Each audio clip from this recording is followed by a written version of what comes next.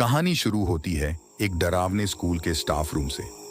वहां कुछ ऐसा होता था कि जब रात का समय आता तो वहां अजीबोगरीब घटनाएं होती थी।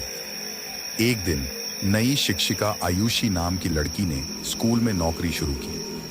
उसने भी सुना था इस स्टाफ रूम के डरावने रहस्य के बारे में, लेकिन वह इन सब में वह विश्वास नहीं करती थी।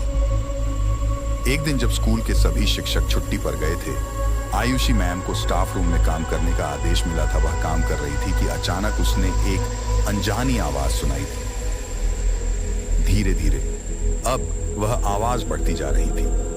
आयुषी को डर लगने लगा, लेकिन वह अपने काम में ध्यान नहीं लगा पा रही थी। अचानक स्टाफ रूम के दरवाजे की तरफ से एक छिद्र खुला।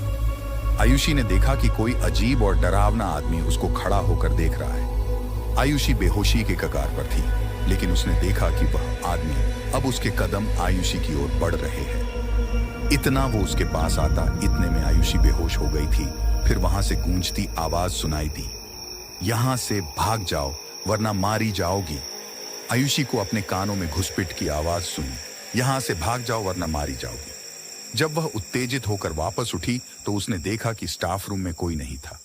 उसने अपने सारे सामान को संग लिया और तुरंत स्कूल से बाहर निकल गई। उसके बाद वह कभी भी उस स्कूल में वापस नहीं आना चाहती थी। इस तरह स्टाफ रूम में होने वाली डरावनी घटनाएं आयुषी को एक डरावनी अनुभव से गुजरना पड़ा।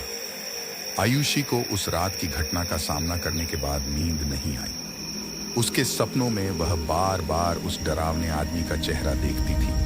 उसने अपने दिमाग में उस घटना के रहस्य को सुलझाने का प्रयास किया, लेकिन वह उसे भूल नहीं पा रही थी। दिन भर स्कूल में अनजाने और डरावनी घटनाओं की खबरें फैल रही थीं। छात्र और शिक्षक दोनों ही डर के साथ इन घटनाओं से सब डरे हुए थे।